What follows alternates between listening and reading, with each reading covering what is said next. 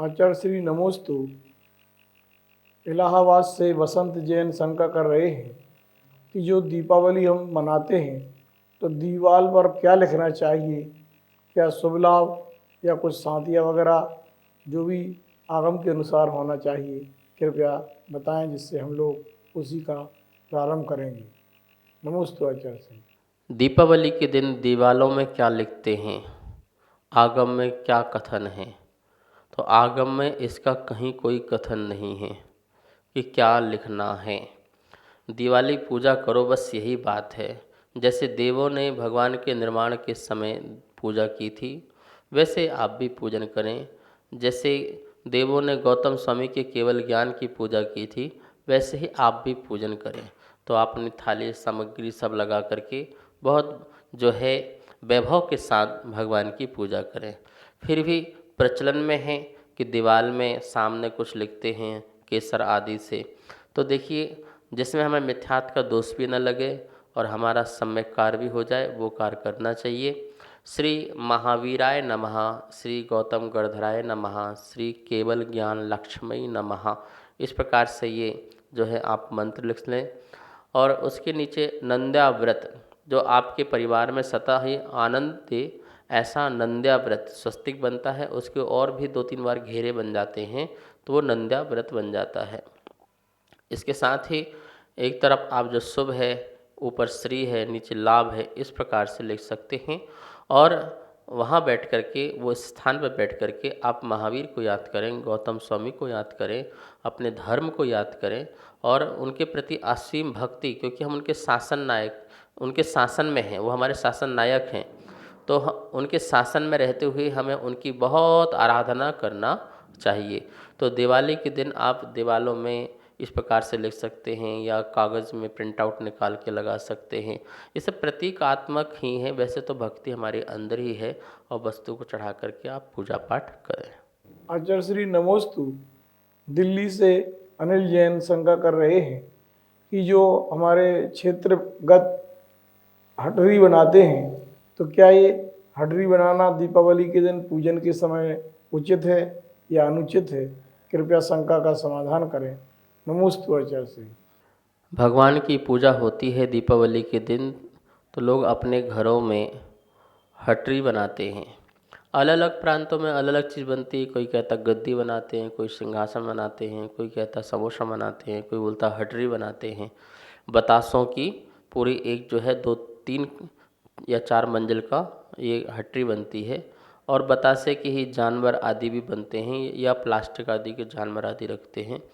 तो ये क्या है? देखिए, प्रतीक स्वरूप जो है, प्रतीक तो समोशरण है, समोशरण का प्रतीक है। हम उसे हटरी नहीं बोले। हटरी क्या है? हम बोले समोशरण लगाया। आप बहुत सुंदर भगवान का समोशरण लगाइए, वहाँ पर विराजमान कीजिए प्रतीक स्वरूप में, और साक्षात कल्पना कीजिए कि हम भी समोशरण में बैठे हुए हैं। जो जानवर आदि हैं समोशरण में आते हैं, मनुष्य आते हैं, देवी देवता आते हैं, तो वो प्रतीक स्वरूप है कि ये सब भी भगवान के समोशरण में आए हुए हैं दिव्य ध्वनि सुनने के लिए। तो आपका पूरा परिवार भी वहाँ पर कुछ पल के लिए भगवान की दिव्य ध्वनि का रसास्वादन करे। अर्थात वहाँ शास्त्र खोल करके कोई एक व्यक्ति शास्त्र का वाचन करे और सभी परिवार के लोग सुने कि भगवान की वाणी खिर रही है। क्योंकि गौतम स्वामी की वाणी खिरनी है ना, तो इसलिए वो गंधकुटी लगी है। उसे आप गंधकुटी भी मान सकते हैं, क्योंकि केवल ज्ञान, सामान्य केवल ज्ञानियों की गंधकुटी लगती है।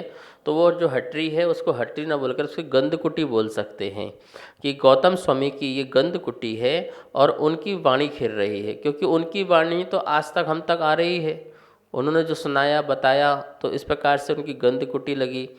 तो आप ये सब जो है इस प्रकार से भाव रख सकते हैं और सब लोग उस समय बहुत स्वाध्याय या पूजन पाठ का भाव रखें।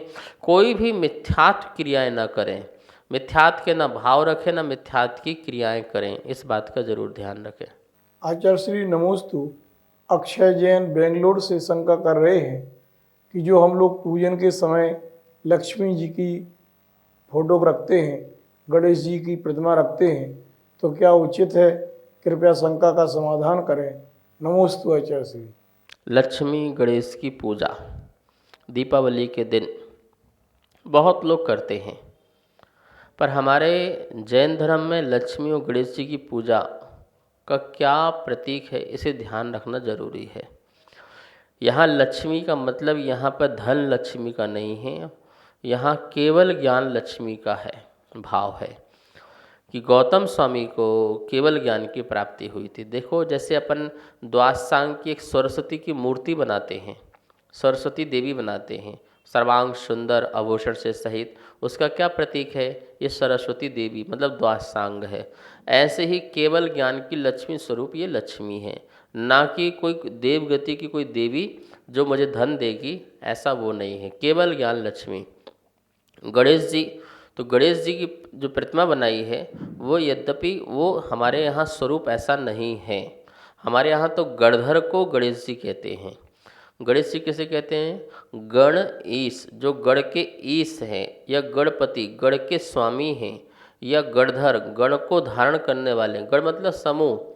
भगवान महावीर स्वामी के जितने भी शिष्य होते हैं, बहुत सारे मुनि होते हैं, आचार्य होते हैं, पाठक होते हैं, श्रावक श्राविकाएं होते हैं, तो उन गण के समूह को कौन धारण करता है? वो गणधर करते हैं। तो इंद्रभूति जो हैं गणधर कहलाते हैं, और वो गण को धारण करने वाले होते हैं, इसलिए गणधर। तो हमारे यहाँ जो गणधर गौतम स्वामी हैं, वही जो इंद्रभूति गौतम स्वामी हैं, वही हमारे गणधर हैं, गणपति हैं, गणेश हैं।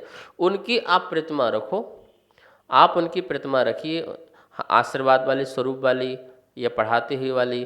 तो ऐसे आप जो उनकी गणधर की प्रतिमा रखें, ना कि हमारे यहाँ गणेश जी की प्रतिमा है जो आप वर्तमान में रखते हैं स्वर्ण वाली। वो जो स्वर्ण वाली हमारे यहाँ मान्य नहीं है। हाँ, अन्य लोग मानते हैं, लेकिन जैन दर्शन में मान्य नहीं है। इसलिए जैनी लोग जो हैं केवल ज्ञान लक्ष्मी की पूजा करें और गौतम स्वामी की पूजा करें। यही हमारे लक्ष्मी है और यही हमारे गणेश हैं। आचार्य श्री नमोस्तु जिनेश मलैया इंदौर से शंका कर रहे हैं कि आचार्य श्री पूजा के समय फटाके आदि रखना और उसके पूजन के बाद उनको जलाना, और ये क्या आगम संबंध है या इससे हिंसा होती है? तो वो हिंसा ठीक है या नहीं है? कृपया इसका स्पष्टीकरण करें। नमोस्तु आचार्य श्री। जैन धर्म में जितने भी पर्व और जितने भी त्यौहार आते हैं वो त्याग प्रधान पर्व आते हैं, ये खुशी मनाने के। लेकिन इस प्रकार की खुशी और इस प्रकार का हम पर्व नहीं मनाते हैं जिसमें कोई और जीव दुखी हो जाए और जीव कोई कष्ट में आ जाए। तो यदि आप लोग पटाखों की पूजा करते हैं तो मिथ्यात है, और फिर पटाखे फोड़ना कितनी हिंसा है, उसकी आवाज़ से कितने सारे जीव जो मर जाते हैं। तो हमें इस प्रकार का कोई कार्य नहीं करना है, पटाखे आदि फोड़ करके कोई हिंसक प्रवृत्ति वाला काम नहीं करना है, क्योंकि हम तो अहिंसक के मार्ग में चलने वाले लोग हैं। यद्यपि जो है मुनिराज की पूर्ण हिंसा का त्याग है, श्रावक का नहीं है। लेकिन श्रावक इस प्रकार का भी कार्य न करे कि त्रस्त जीवों का बहुत घात हो। आवाज़ से पक्षी आदि भी जो हैं गिर जाते हैं और वो मरण को प्राप्त हो जाते हैं। छोटे जीवों का तो कहना ही क्या है, वो तो नष्ट ही हो जाते हैं। इसलिए खुशी जाहिर करें, पर खुशी ऐसी जाहिर न करें कि कोई जीव जो है दुखी हो जाए। सभी को सादर जय जिनेंद्र। पूज्य गुरुदेव के मुखारविंद से आप सभी की शंकाओं का नित्य समाधान आगम के अनुसार किया जा रहा है, और ये इसका प्रसारण आदिनाथ टीवी चैनल के माध्यम से हो रहा है। अगर आपके मन में किसी भी प्रकार की कोई भी शंका है तो आप हमें नीचे दिए गए नंबर पर बेझिझक भेज सकते हैं, और आपकी शंका का समाधान पूज्य गुरुदेव के मुखारविंद से आदिनाथ टीवी चैनल के माध्यम से किया जाएगा। तो आप हमें अपनी शंकाएं भेजें और पूज्य गुरुदेव के मुखारविंद से अपना समाधान पाएं और अपनी शंका का समाधान करें। जय जिनेंद्र। इस कार्यक्रम के पुण्यार्चक थे अशोक बड़जात्या, ममता बड़जात्या, अंकिता, टीना, आकाश, अंकुश, सॉल्ट लेक कोलकाता से, गुप्तदान अहमदाबाद से। इस कार्यक्रम के पुण्यार्चक थे श्री खंडेलवाल दिगंबर जैन मंदिर, राजा बाजार, कनॉट प्लेस, नई दिल्ली, एवं श्री खंडेलवाल दिगंबर जैन मंदिर, वैदवाड़ा, दिल्ली के अंतर्गत खंडेलवाल दिगंबर जैन पंचायत, दिल्ली। जिनेंद्र जैन नरपतिया अध्यक्ष, धीरज जैन कासलीवाल महामंत्री, विजय लोहाड़िया विक्की उपाध्यक्ष, गौरव पाटोदी मंत्री, विनोद पांड्या कोषाध्यक्ष।